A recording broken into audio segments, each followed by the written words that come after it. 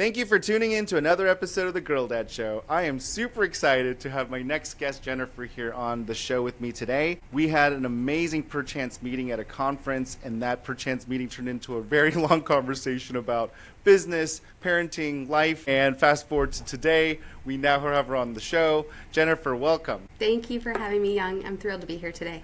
Thank you so much. Do you mind telling the listeners what you do for a living? Sure. Yeah, for starters, I'm certainly a wife and a mom, and those are my two most important roles. But I am a whimsical entrepreneur, and this is my third company, and my company is Signatures. We focus on uniform, custom apparel. We are a manufacturer based in South Carolina, and we tap into anything that needs a logo.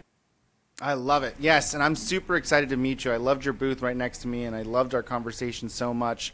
So much so that I'm actually working with your team right now to swag up my team as we speak. By the time this releases, they'll have received it, so I can talk about it. Yes, it should Great. be good. Yes, since it is going to be a surprise. Exactly. I'm like, did I just ruin the surprise? But I'm like, no, I didn't. Yes. Yes. Yeah, Excellent. thank goodness for showbiz, I guess, right? So that being said, is that kind of where you're at right now in your background here? Is this like some of your materials and assets? Yeah, so I am in my showroom at my main manufacturing facility in Greenville, South Carolina. And the things that you see behind me, all the colors, all the fun, from the backpacks to the clothes to tech wear, tech gear, things of that nature, anything that has a logo on it is something that we can create for our customers. But beyond that, we build the vehicle in order to order those. So we customize online stores in order for team members to purchase their individual employee uniforms, their gifts, or we can even do things for people that have like those manufacturing conferences or trade shows that they want to outfit everybody or give away as gifts. So we're pretty versatile. Wow. So you're like the full stack. So not only just like swag, you also do white label like stores for them as well too? That's correct. Yeah. So we have a proprietary online store platform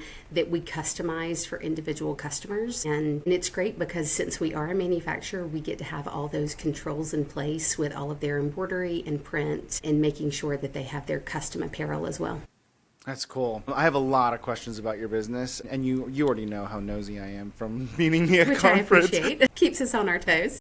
But I do want to keep it focused for the podcast for today. I do want to ask, like, what are the major things you're working on at your company right now? So what are the big projects you have looming? Yeah, our major project is Hyundai has grown extensively in the United States. Nice. And they have their HMG meta plant for their e-vehicles down in Savannah, Georgia. So we have been with them from the ground up and beyond their online platform that they're servicing their individual team members. We're also implementing a teamwear center as well as their corporate gift store at their main manufacturing plant down in Georgia, and they're expanding throughout Georgia and even throughout the rest of the Southeast. So that's been a fun project from the ground up that we've been working on. And I love that you shared that large project with us and kind of what you're focusing on, because I think it's helpful for the listeners to know the scale of your operation. I obviously know because I'm nosy and I asked you a ton of questions, but it is really cool that you also do your own manufacturing, right? Like you're actually building out the full vertical integration, which is a huge undertaking, and kudos to you. And so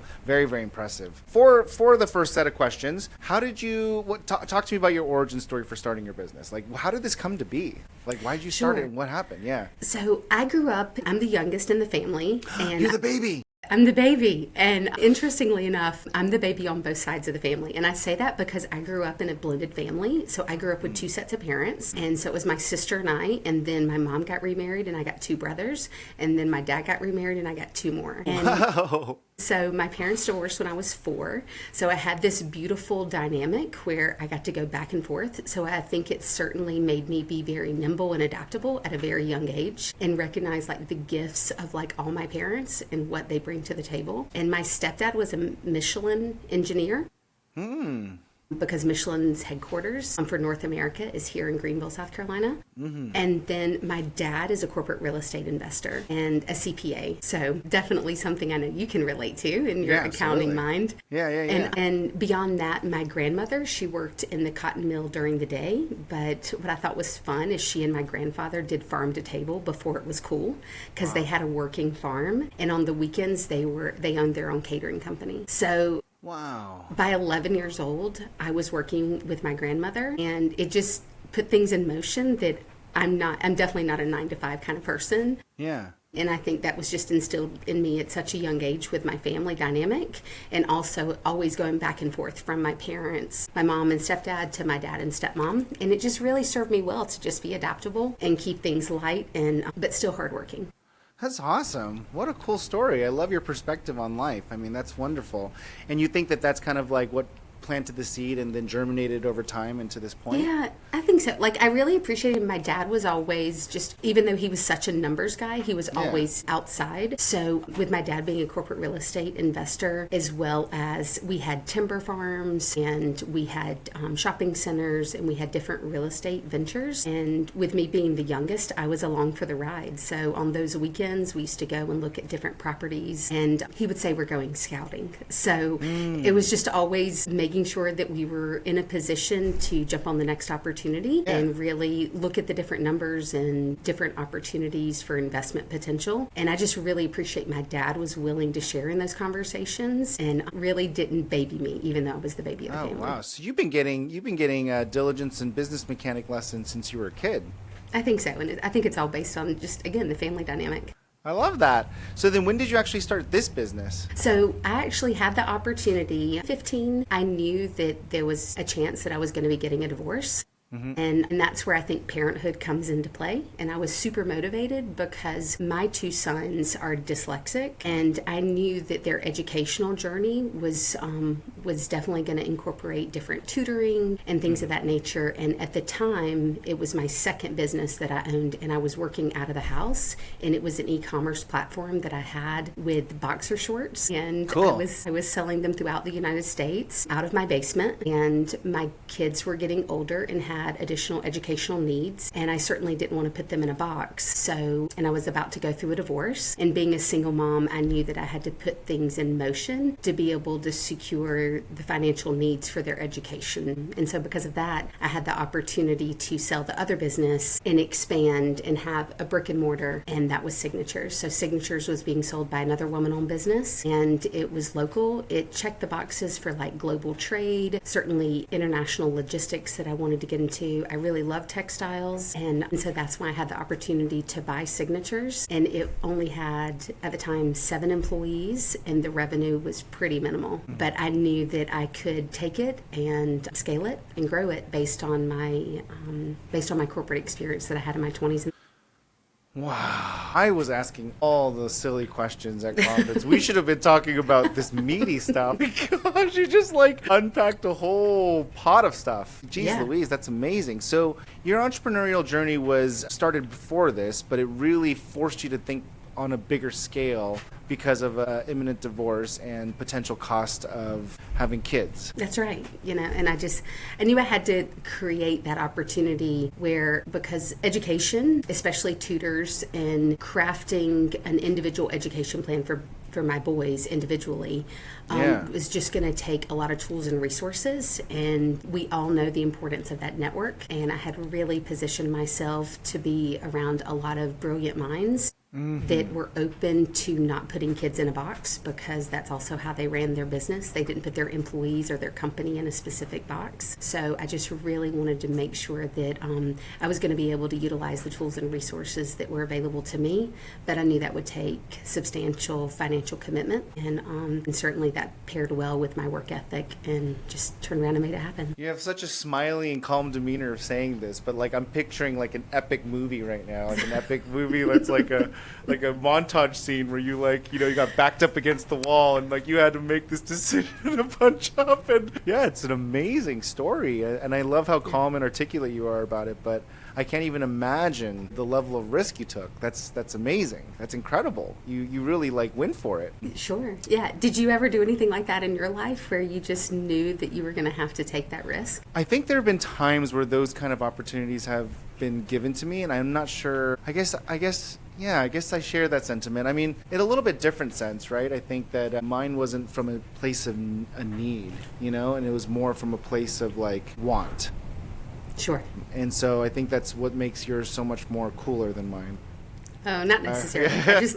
I certainly think those wants and needs align quite nicely. That's awesome, though. And then, if I may, what does your family think about you at Signature? Like, what do they think about this decision that you made and where you're at now and when you first made it? Yeah, I mean, certainly I think it's neat. My father and I are, in full disclosure, I say I'm newly married, but I've been remarried for the last 5 years. And it's really nice because when my fiance and I were getting ready for the wedding, and he was like, all these years, who's really been that one best friend of yours? And certainly it's my dad. And so my dad was certainly not my best friend at all. We weren't even friends when I was young.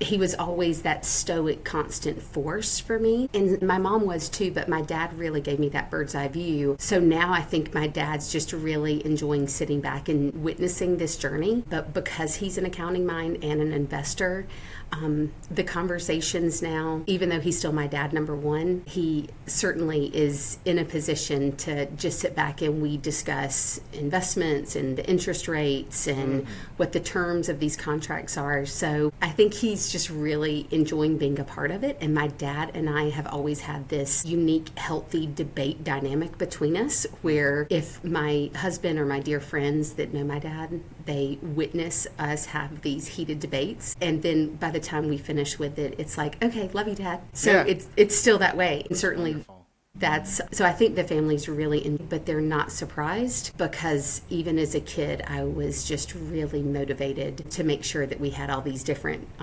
opportunities, and we just always went for it. Awesome. It's awesome. I love it. I love that you have your dad and has a CPA background and also a deal flow background. That's amazing because what a great family built-in advisor that you have for your business. Oh, certainly. Well, I mean, he was even here just 2 days ago, sitting in my conference room, and we were negotiating a deal, and we had my corporate attorney in here, and he was right there, a part of it, even though he's certainly not on payroll. Yeah, that's amazing. Yeah, it's the daughter tax. It's the daughter tax that dad has to put in his time. Yeah, I love that. What do your kids think about this? Well, and the good thing is people ask me all the time, like, do you think the kids will take over the business? And I think when you raise kids that are very independent and they're open-minded, there's no sign right now that they would ever want to come and join the business. But definitely during COVID when we were working 24/7 because we were deemed essential by the state, they were right here along the way. I mean, they were packing bags, they were trimming, and they were packing. Now since I am remarried, we have a blended family. So we have 2 kids that are graduating high school next week. We have 2 kiddos that are graduating college this month. Oh, wow. And we have 1 off the payroll, as you would say. That's congratulations on that one.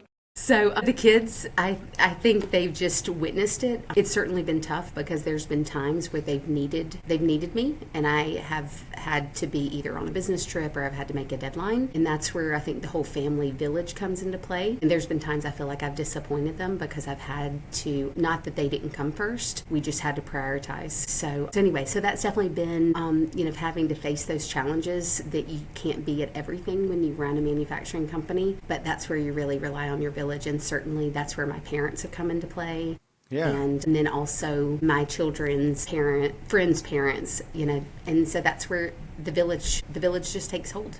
I'm just really grateful for that. Yeah, that's awesome. And if you don't mind me kind of imploring a little bit more, do they know? Do they understand like what an anomalous business owner you are and how you're like at the upper echelon? I mean, I don't know if people realize how hard it is to get to the size of your businesses. I mean, that's a very small percentage of U.S. businesses ever reach that size. So yeah, I don't think they understand the magnitude of it because I have a rule and my team knows it. If the kids call and we're in the conference room, as long as I'm not in the middle of some major corporate negotiation on a multi-year contract, I take the phone call. And especially my stepdaughter, she's notorious for FaceTiming during the day. And so if she FaceTimes, I answer and I just hold up the phone and I turn it around and say hi to everybody. I keep it light because I want them to know that they're always a part of it. And if I do have to send them to voicemail, because of course they're all on my faves and the phone's going to ring if they're calling. And they know that if I don't answer, that I'm probably in an important meeting.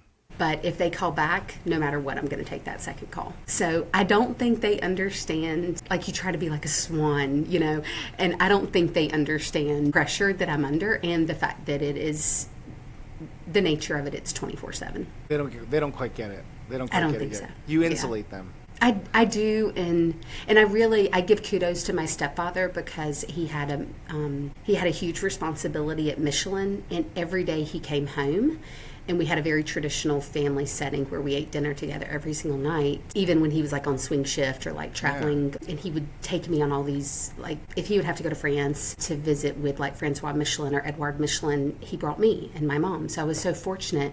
But every day, if you asked him how he was doing, he would say he's outstanding. That was his word, always outstanding. So it's not that I don't want to be real with the kids. I mean, I certainly tell them if I have tough days, but it's just not their burden to bear if things are not going as smoothly, and they're going to face those challenges. But I just made a decision; it's just not their burden to bear during childhood. I love that, and you got that from your dad. I think so. I mean, I think the same with my, getting that experience with my grandparents, and I always try to, as much as I can, the glass is half full. Yeah. Well, and that's always a good mentality. I mean, it's like one of those most understated things, right? It's like if you're going to do the thing, you might as well try to be optimistic about it because the same chances of success are there, except it increases slightly if you're positive. I don't know. Yeah, that's kind of my mentality on it anyways, but that's really interesting that you insulate them from it. I will say that I'm not really sure how I deal with my kids. I definitely know they know that I have a hard time when I have a hard time because the pressures are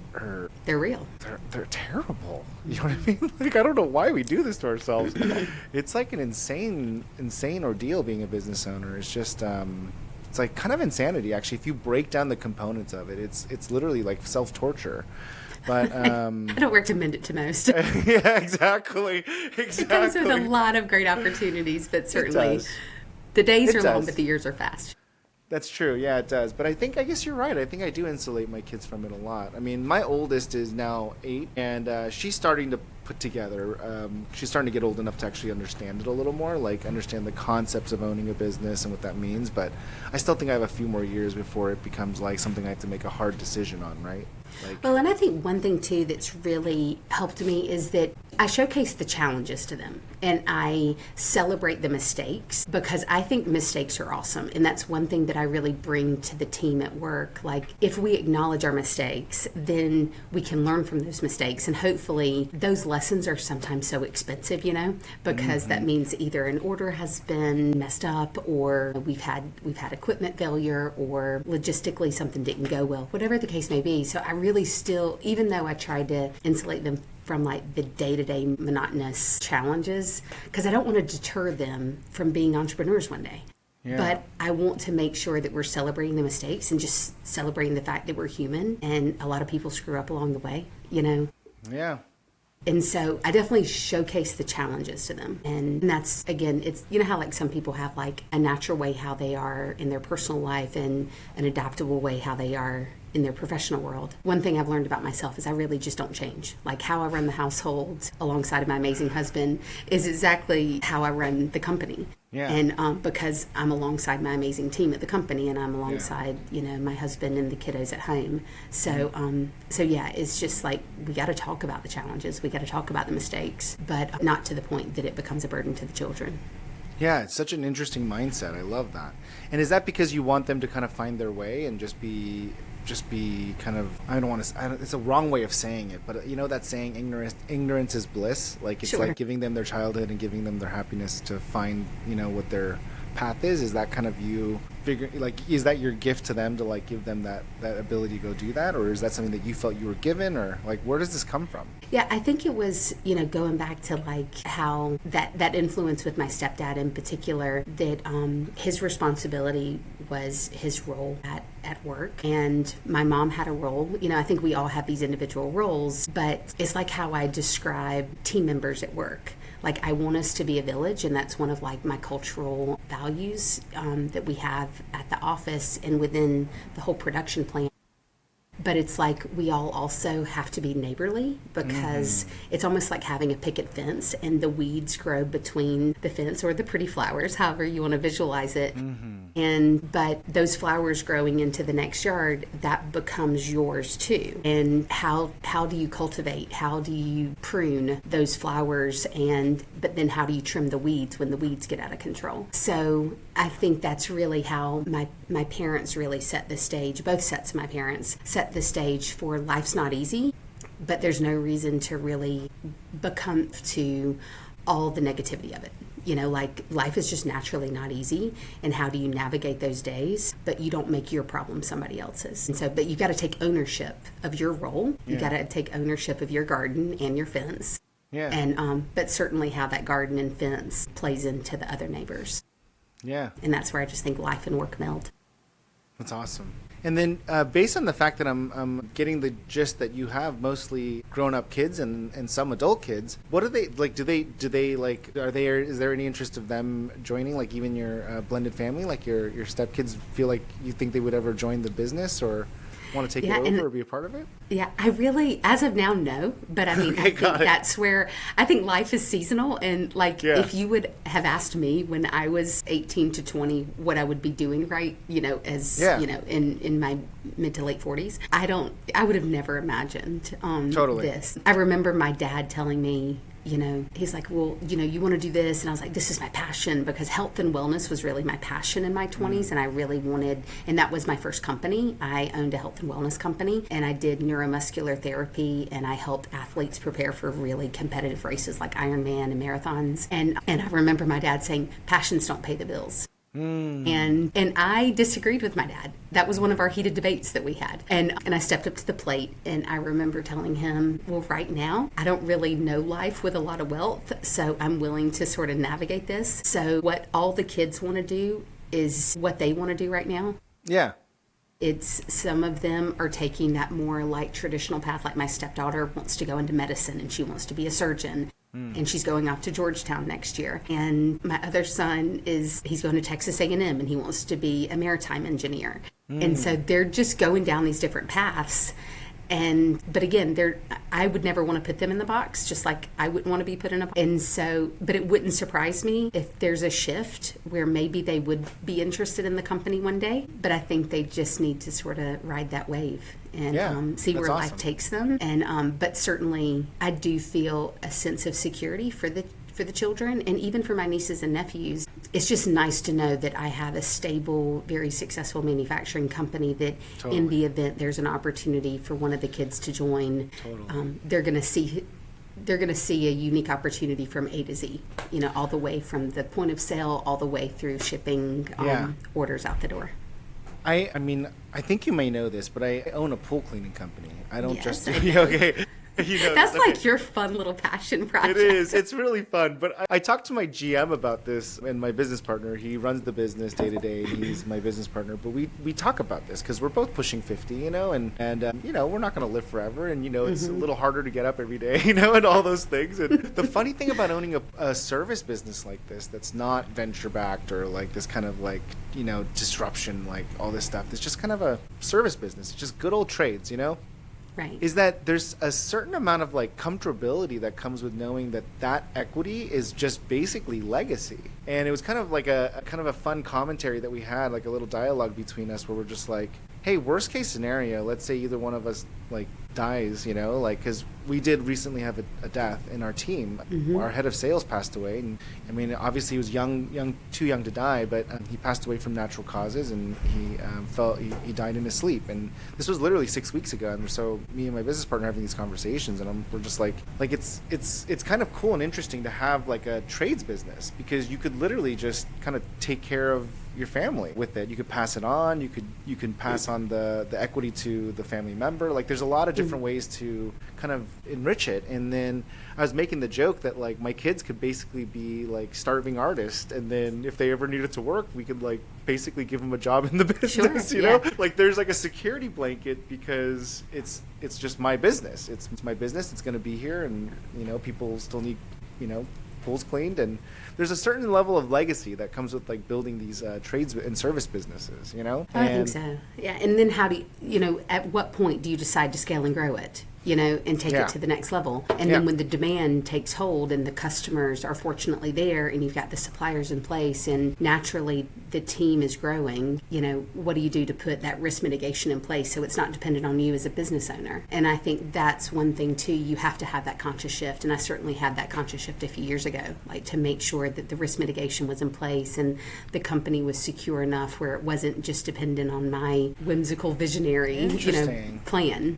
Yeah, walk me through that. What did you do? What are some of the things? Yeah, I think identifying, I wouldn't have been able to scale and grow the company if I didn't identify the key players on the team that could be a part of that journey. And just finding out, do you want to be a part of that journey? Especially at the point, during COVID, and I started seeing the exponential growth of the company, because I think during COVID, in the manufacturing space of uniforms, teamwear, branded gear, a lot of smaller service-oriented companies in our industry space closed. And so the demand went to larger companies like Signatures. And then we did have that exponential growth. But during that time, having those key players in place and being willing to invest and allow for them to take ownership of their role and really think and ask them. I asked specifically, where do you want to be in 5 to 10 years? And I had those key players that really expressed their goals. And the younger generation that are normally jumping ship. Yeah. We had those people that wanted to stay on board. So just really developing them and putting the risk mitigation in place, because full transparency, one reason I was passionate about health and wellness in my 20s is because I was diagnosed with cancer when I was 21. And I just had to really make some decisions to sort of see the world and what I wanted to do with my life in the event that that I didn't live past 30. Oh my gosh. And so that's why I was 25 when I had my first child, because I really wanted to be a mom and really wanted to make sure that I put things in motion to be a mom, but be prepared make sure that he was going to be cared for in the event that that I didn't get to watch him grow up. And so that's another management style that I've done with Signatures, to really make sure that Signatures was not just solely dependent on me, and that the company, in the event that, that little expression, if you get hit by a bus, I really wanted to make sure that Signatures was in a position to be successful completely without me. So yeah, it definitely has set the stage for my management style and how I position the company. Well, I will say that the beautiful thing about having that mindset, obviously it's a very unfortunate circumstance that gave you that mindset, but it does allow you to take bigger risks and actually grow a business. Because it forces you to think about things in continuity, in business planning and operational weaknesses, and building those SOPs and investing in people and leveraging them. And then all of that allows you basically freedom of time to actually work on the next big thing for the business. Your ability to actually scale, because you have resources, you have a backing of time and also resources of a stabilized business to actually make bigger bets, which allows you to scale. It's just very funny to hear that that's what you're doing, because that's literally how you scale a company.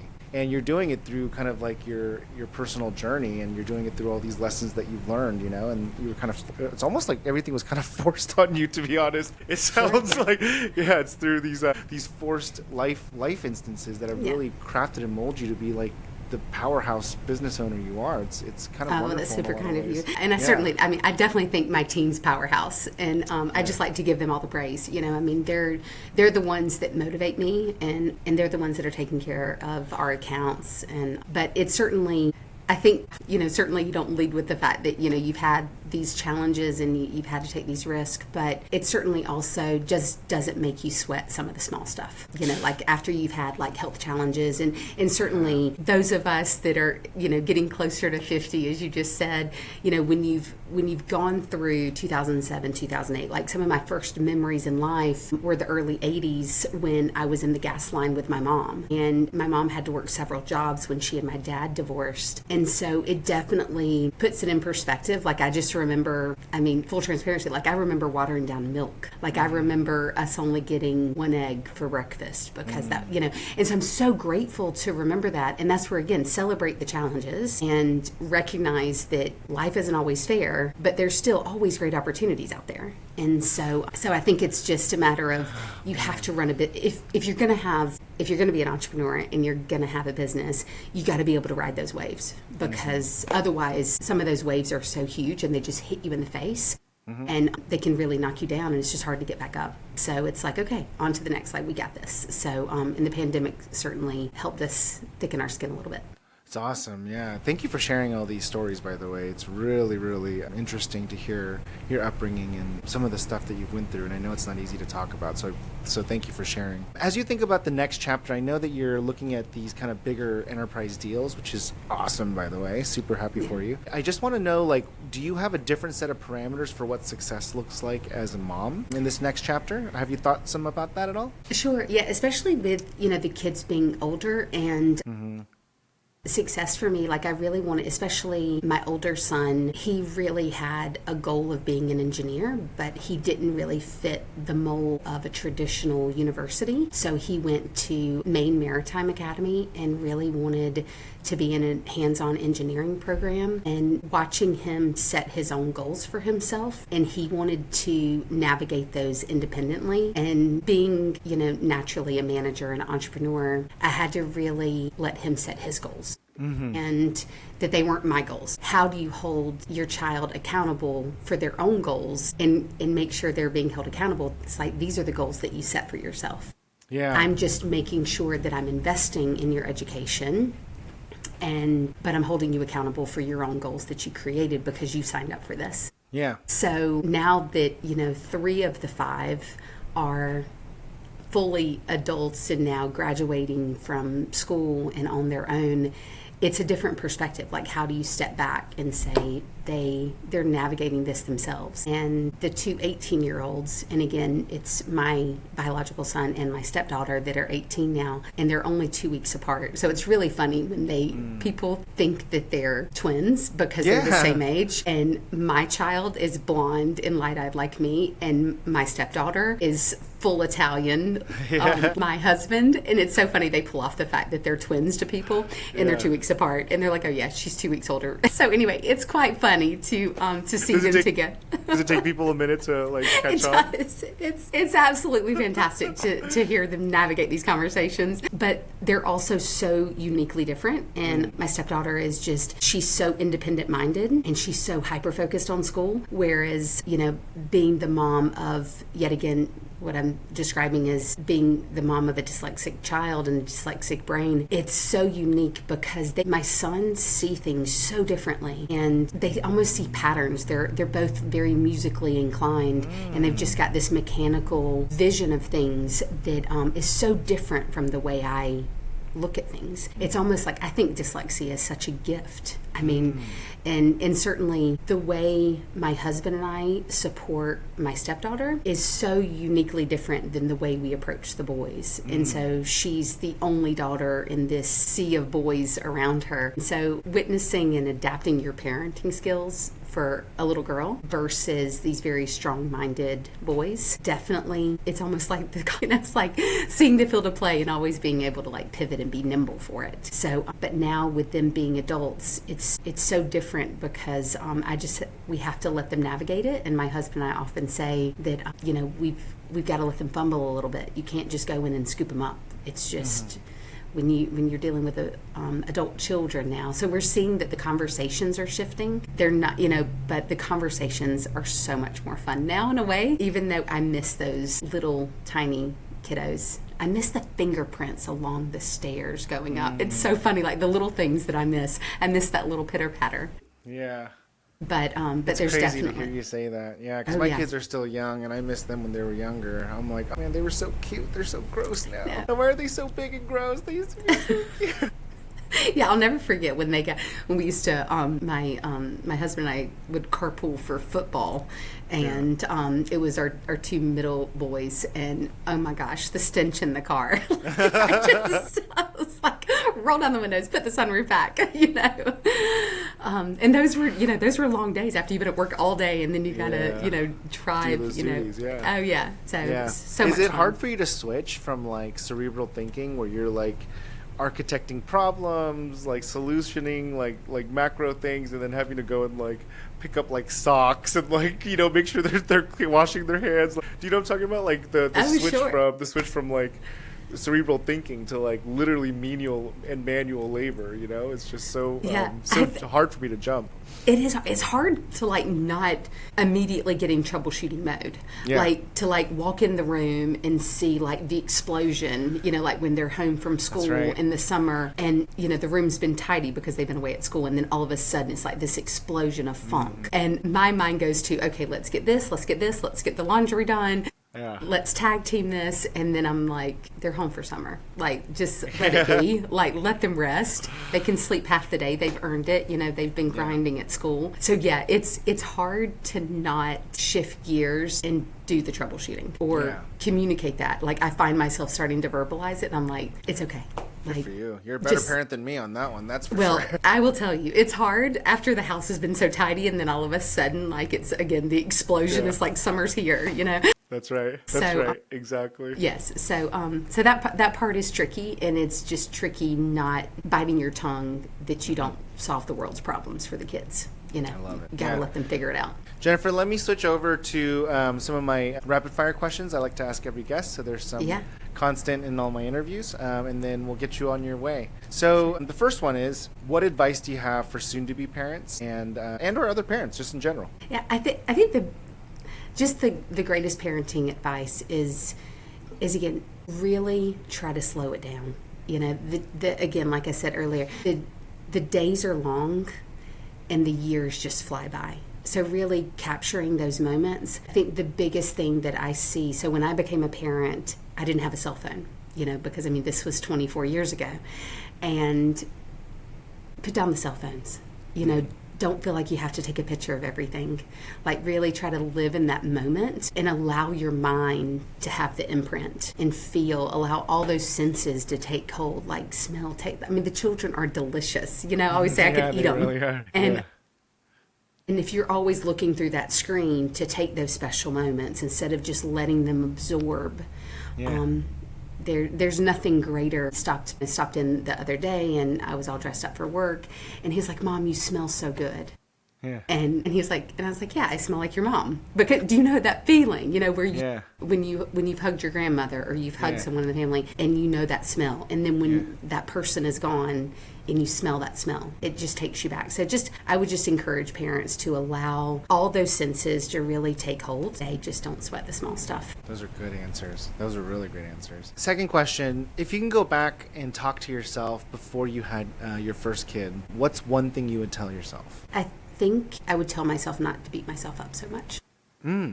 Because you feel like you have to be so prepared as a parent. You know, as a mom, knowing that I was likely going to be a working parent, I just wish I wouldn't have been so critical on myself and felt like I had to be so overly prepared for everything, because I think your instincts just take hold as being a new mom, new dad. And I felt so overwhelmingly concerned about being prepared, making sure everything was going to be perfect for them. And you just got to be prepared to be nimble. So I just was overly critical on making sure that I had to be so prepared and make sure everything was organized, because a lot of things just naturally come into place. Certainly you need to be as organized as possible and make sure all the necessities are there, but not to the point that you drive yourself crazy. I love that. That's great. Moving to more on a business side or even leadership side, do you have a favorite business book that you would recommend? Sure, yeah. I would say one of the best books that was really great for me was Rocket Fuel. Rocket Fuel is also written, most people know Traction. Yes. And Rocket Fuel was nice because when I was really taking the turn of like scaling the company and really identifying that key player, recognizing that I am a visionary and I really needed an integrator. Rocket Fuel, and I learned about Rocket Fuel, I think being on some level of executive board really serves business owners very well, because it gets you around your peers and allows for you to not just talk about your own company, but hear about others. Right.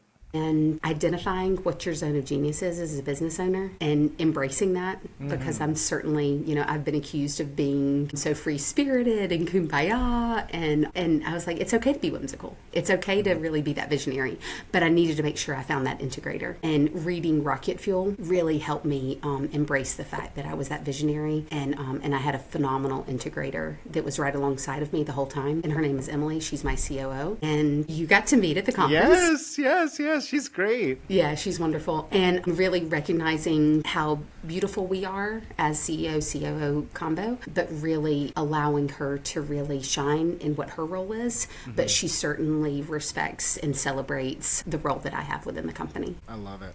Yeah, that's a great book. And Traction is too. Definitely. Yeah, those are really great. Those are great books. Okay, so when you're not being a super entrepreneur, scaling out your apparel business and being a super mom and knocking it out of the park by making sure that they're insulated from all your woes and stresses, what do you do for fun? What's your downtime? Downtime, two things. Yeah. Definitely the garden. I love to garden. I love a perennial garden. I love to see things. I love to collaborate with my neighbors and we share plants. Gardening is just so therapeutic. I love to get my hands in the dirt, and I think that really came from my grandparents and my mom because they just love the garden. But also, my favorite pastime, other than sitting by my husband and having our quiet time together, is being on the tennis court. I love tennis. I'm hopeful that tennis survives this pickleball mania. Yeah. But yeah, tennis is certainly, when I'm on the court, I can't think about work. I've just got to focus on and I love to play singles. And so I've been playing competitive tennis as long as I can recall. So. Wow. Yeah. I never would have guessed that. That's awesome. That's wonderful. Well, Jennifer, thank you so much for taking an hour out of your incredibly busy schedule to come and chat with me and share your story. Yeah, well, I really you inspire me too. I mean, it was phenomenal to meet you, and I'm grateful to be here to support you too. Thank you so much for taking the time. Yeah, it was wonderful. I got a lot of learning lessons from you, and I've learned a lot of lessons from you, and you have a really, really incredible story that I think you need to share more, and hopefully I can start that process and be that page that kind of opens that book for you. But thank you again for your time, and we'll talk soon, okay? Okay, excellent. All right, Thanks again. Thank you. Cheers.